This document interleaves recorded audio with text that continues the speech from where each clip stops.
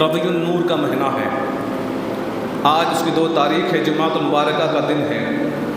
اللہ کا کروڑ احسان ہے کہ اللہ رب العزت نے ہمیں رسول پاک صلی اللہ تعالیٰ علیہ وسلم کی امتی میں پیدا فرمایا۔ کروڑ احسان میرے رب کا کہ اللہ نے ہمیں ایمان کی دولت عطا کی ہے، ایمان کی دولت عطا کی، کروڑ احسان ہے میرے مالک کا۔ آج انشاءاللہ تبارک و تعالیٰ چونکہ ربیع النور کا مہینہ ہے تو میرے آقا مصطفیٰ کریم کی بارگاہ میں ہم خراج عقیدت پیش کریں گے، اور اللہ رب العزت کی بارگاہ میں سب سے پہلے دعا ہے کہ مولا تبارک و تعالیٰ اس کے تعلق سے مجھے حق بولنے، ہم سب کو حق سننے، اس پر عمل کرنے اور عام کرنے کی توفیق و رفیق عطا فرمائے۔ حضور نبی پاک صلی اللہ علیہ وسلم کی سیرت طیبہ ہم سنتے ہیں اس مہینے میں، حضور کی ولادت، حضور کی میلاد، پھر ہم جلوس نکالتے ہیں حضور کی شان ظاہر ہوں، اسلام کا جو ہے اسلام کی شان ظاہر ہوں، جلوس نکالتے ہیں، حضور نبی پاک صلی اللہ علیہ وسلم کی بارگاہ میں خراج عقیدت پیش کرتے ہیں، جگہ جگہ میلاد کی محفلیں ہوتی ہیں، جگہ جگہ نعت خوانی کی محفلیں ہوتی ہیں، جگہ جگہ تقاریر کے پروگرام ہوتے ہیں۔ آج جمعۃ المبارکہ کا دن ہے، اور اس مہینے میں جتنے بھی جمعے آئیں گے انشاءاللہ حضور نبی پاک صلی اللہ تعالیٰ علیہ وسلم کی سیرت پر بیان ہوگی۔ اگر آپ لوگ سنیں گے تو کوشش کرنا جلدی آنے کی، تو تمام باتیں آپ لوگ سن پائیں گے۔ میں کوشش کرتا ہوں کہ کچھ ایسی باتیں آپ لوگوں تک میں پہنچانے کی کوشش کروں جو آپ نے پہلے نہ سنے ہوں گے۔ آج میں انشاءاللہ تبارک و تعالیٰ سب سے پہلے کہ اللہ تبارک و تعالیٰ نے حضور نبی پاک صلی اللہ تعالیٰ علیہ وسلم کو جب بھیجا اس دنیا میں تو ملک عرب میں ہی کیوں بھیجا ہے نا، جبکہ حضور نبی پاک صلی اللہ علیہ وسلم سارے جہاں کے لیے نبی بن کر آئے ہے نا، حضور سارے جہاں کے لیے نبی بن کر آئے، دنیا میں سارے جہاں کے لیے ہدایت بن کے آئے ہیں۔ وَمَا أَرْسَلْنَاكَ إِلَّا رَحْمَةً لِّلْعَالَمِينَ، رب فرماتا ہے محبوب ہم نے آپ کو سارے جہاں کے لیے رحمت بنا کر بھیجا۔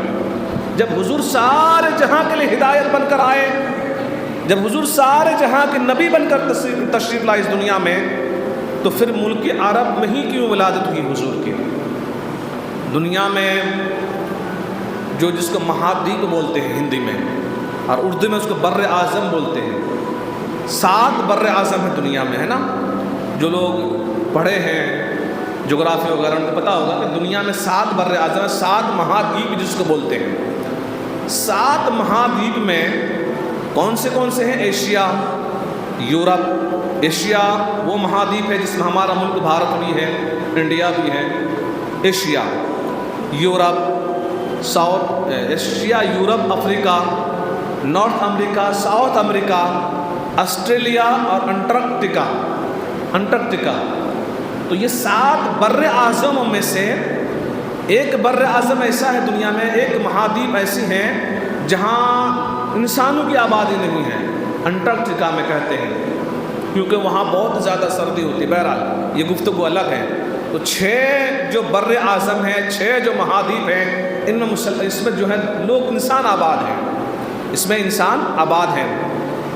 تو اب سوال یہ ہوتا ہے کہ اللہ تبارک و تعالیٰ نے حضور کو سارے جہاں کے لیے نبی بنا کر بھیجا، حضور سارے جہاں کے لیے نبی بن کر اس دنیا میں تشریف لائے، سارے جہاں کے لیے ہدایت بن کر دنیا میں تشریف لے آئے، تو پھر حضور کی ولادت مکہ المکرمہ یعنی ملک عرب میں ہی کیوں ہوئی؟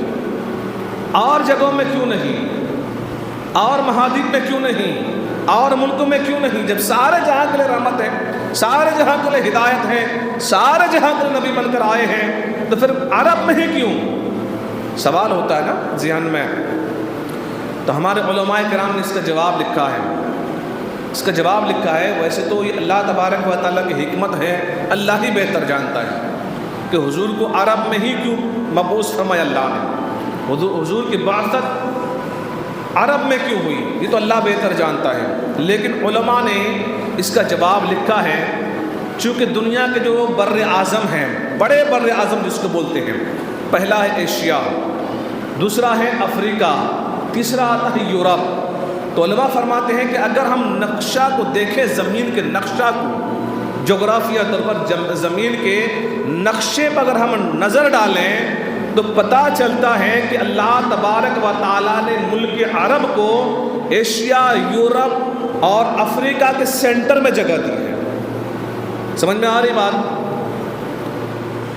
ملک عرب کو اللہ تبارک و تعالیٰ نے ایشیا، یورپ اور افریقہ کے سینٹر میں، وسط میں، بیچ میں اللہ نے جگہ دی ہے، بیچ میں جگہ دی ہے۔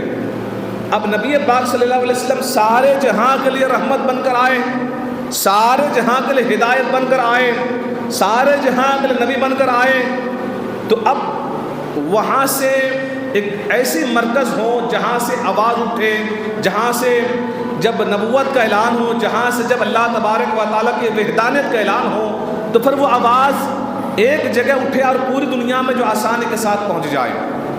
ایک مرکز جو قائم ہو سکتا تھا، علماء فرماتے ہیں کہ وہ ہمارے نظریات کے مطابق کہ ایک مرکز ایسا ہو جو بیچ سینٹر میں ہو، کہ جہاں سے اٹھنے والی آواز پوری دنیا میں آسانی کے ساتھ پہنچ سکے، پوری دنیا میں آسانی کے ساتھ پہنچ سکے۔ اور پھر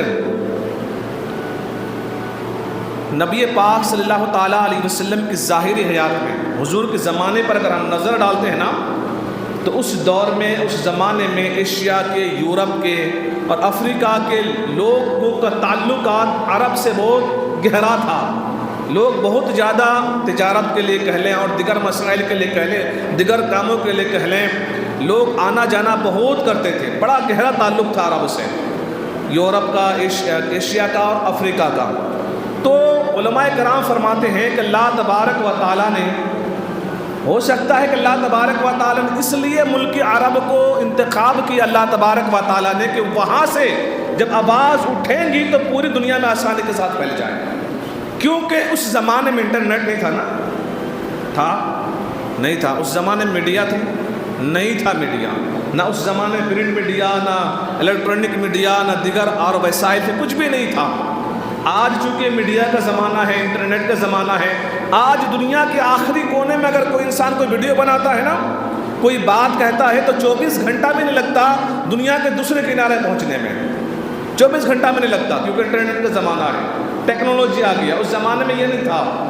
تو اللہ تبارک و تعالیٰ، علماء فرماتے ہیں کہ حکمت الہی تو اللہ ہی بہتر جانے کہ اللہ نے حضور کو مکہ المکرمہ میں، یعنی ملک عرب میں ہی کیوں پیدا فرمایا، حضور ملک عرب میں ہی کہ دنیا میں تشریف لے آئے، تو اللہ ہی بہتر جانتا ہے۔ لیکن علماء فرماتے ہیں کہ اس کی وجہ یہ بھی ہو سکتا ہے چونکہ دنیا میں جو 7 بر اعظم ہیں، ان 7 بر اعظموں میں سے عرب کو اللہ تبارک و تعالیٰ نے ایشیا، یورپ اور افریقہ کے سینٹر میں جگہ دی ہے، اور جب سینٹر میں سے، بیچ میں سے کوئی آواز اٹھے گی تو بڑے آسانی کے ساتھ پوری دنیا میں آواز پھیل جائے گی۔